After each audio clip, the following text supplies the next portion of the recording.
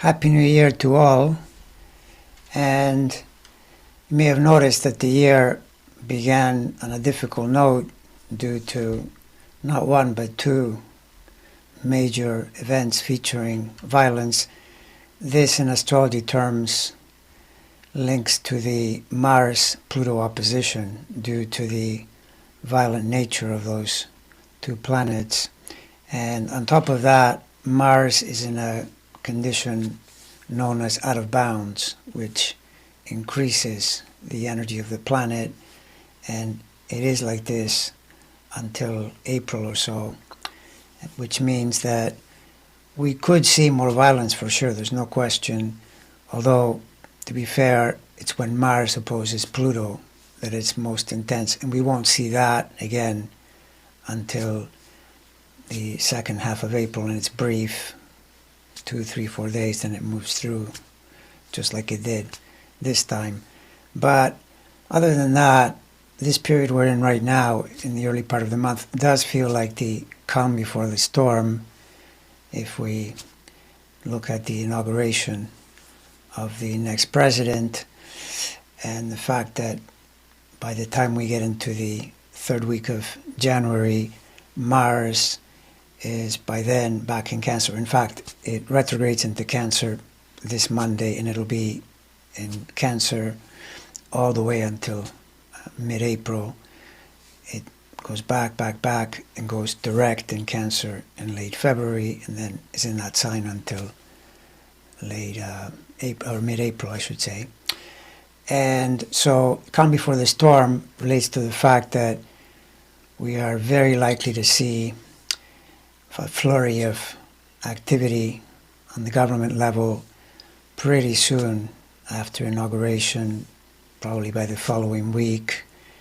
And my suspicion is that the key topics are going to be immigration and taxes, and of course there's going to be lots and lots of anger about some of the things that are done, some that are just attempted.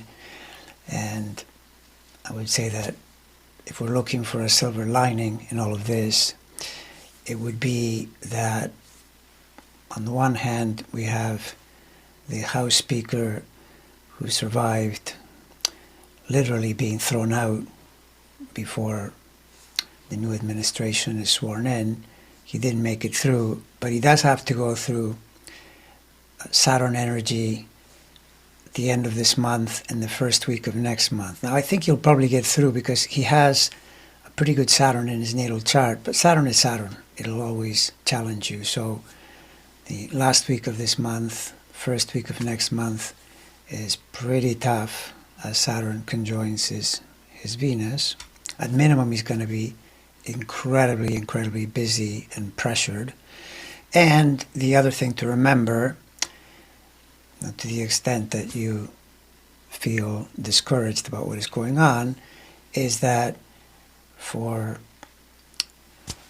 the orange degenerate, what we've got here is starting right around when he's sworn in, Saturn begins to put pressure on the three possibly most important planets in his chart, namely natal Uranus and his natal Moon and Sun.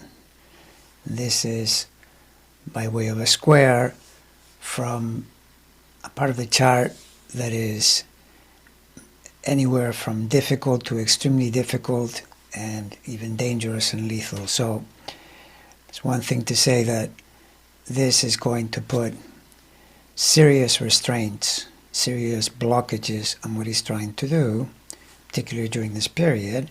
But more worryingly for him is the fact that it's an area of the chart that affects his, or potentially affects, health and well-being in a really serious way. So that's what we're looking at, and I would urge everyone to remain calm and look at the situation as more politics. We're in the political realm, and realize it starts here, and there's an election in 2 years, in November of 2026. There are elections in between, of course, but that one is an absolutely super important election, obviously. And realize that in politics, when all is said and done, gravity always returns. And one of the key elements of this is that whoever is running the government, historically, they always face trouble in the midterms, and they potentially face trouble in the following election as well, of course, but definitely in the midterms. And that's what we have to keep our eye on. And these people are going to try to do things.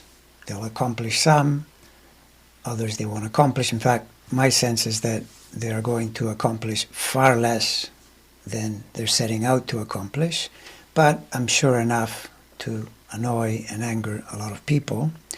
And certainly when you see Mars traveling through Cancer, and Mars in an out-of-bounds condition as well in its declination, between mid-January and mid-April, there'll be lots of anger, to go around, lots of outrage because of the nature of that planet. Nevertheless, we've got to stay the course. That's the key. And if we do that, change is inevitable, and there'll be better days ahead. No question about it. All right, more soon, because I'll be getting into more and more detail around the transits and progressions that the key players are experiencing as we go into the end of this month, next month, and so on.